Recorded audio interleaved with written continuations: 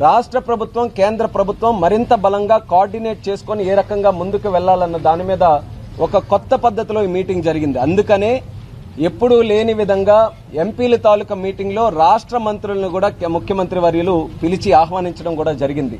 మరి కొత్త పద్ధతి ఏంటంటే ఎంపీలందరికీ రాష్ట్రంలో ఉన్నటువంటి ఒక డిపార్ట్మెంటు, మినిస్ట్రీస్ పరంగా ఒక డిపార్ట్మెంటు, అలాగే కేంద్ర పరంగా ఉన్నటువంటి మినిస్ట్రీస్ ఒక డిపార్ట్మెంట్ అటాచ్ చేసి వాళ్ళిద్దరి మధ్యలో రాష్ట్రానికి కేంద్రానికి మధ్యలో వారధిగా ఎంపీలని ఈరోజు అదనంగా ఒక బాధ్యత ముఖ్యమంత్రి వర్యులు మాకు అప్పచెప్పడం జరిగింది.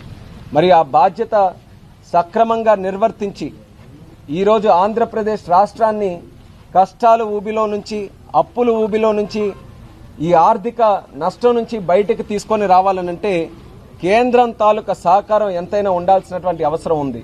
కాబట్టి కేంద్రం ఇస్తున్నటువంటి నిధుల కంటే కేంద్ర పథకాలు కూడా ఏవైతే ఉన్నాయో వాటిని కూడా సద్వినియోగం చేసుకోవడానికి మా ఎంపీలు మరి ఇచ్చినటువంటి బాధ్యతల్ని సక్రమంగా నిర్వర్తించి రేపు భవిష్యత్తులో కార్యక్రమాలు ముందుకు నడిపిస్తామని కూడా తెలియజేస్తున్నాను. ఆ లిస్టుల ప్రకారం ఎవరికి ఏది ఇచ్చారన్నది కూడా తర్వాత మీడియా మిత్రులతో మేము షేర్ చేయడం కూడా జరుగుతుంది. ఇంకా మేము ఉత్తరాంధ్ర ప్రాంతం నుంచి కూడా స్టీల్ ప్లాంట్ తాలూకు అంశాన్ని మేము తీసుకొని వచ్చాం. అది ఖచ్చితంగా ప్రైవేటైజేషన్ చేసే పరిస్థితి లేదని కూడా ఘంటాపదంగా మేము ఈ సందర్భంగా తెలియజేసుకుంటున్నాం. దానికి కావాల్సినటువంటి కోఆర్డినేషన్ అంతా కూడా మేము కేంద్ర ప్రభుత్వంతో చేస్తామని మరొకసారి ఈ సందర్భంగా తెలియజేస్తున్నాం. అంతేకాకుండా ఆ స్టీల్ ప్లాంట్ ని కూడా ఈ రోజు మళ్లీ రివైవ్ చేయడానికి ముందుకు నడిపించడానికి మన విజయనగరంలో మెగ్నీషియం తాలూకా మైన్స్ ఉన్నాయి గర్భంలో, అలాగే శాండ్ మైన్స్ కూడా అక్కడ ఉన్నాయి.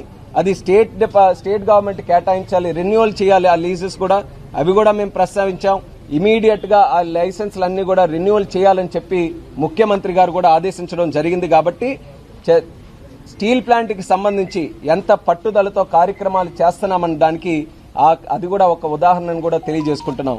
అలాగే రైల్వే జోన్ తాలూకా ఇష్యూ, మరి 10 సంవత్సరాలుగా నేను చాలా కష్టపడ్డాను రైల్వే జోన్ గురించి. అది కూడా ఈరోజు ఒక ల్యాండ్ తాలూకా సమస్య వల్ల ఆగిపోయింది.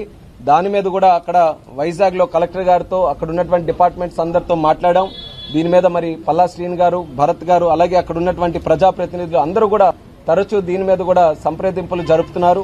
రైల్వే జోన్ కి కావాల్సినటువంటి ల్యాండ్ ని కూడా స్పీడప్ చేసి అతి త్వరలో అది కూడా ఆపరేషన్స్ అన్ని కూడా స్టార్ట్ చేసే విధంగా చర్యలు తీసుకుంటామని కూడా ఈ కార్యక్రమంలో మేము మాట్లాడుకున్నాం. అది పబ్లిక్ కూడా ఈ సందర్భంగా తెలియజేస్తున్నాం.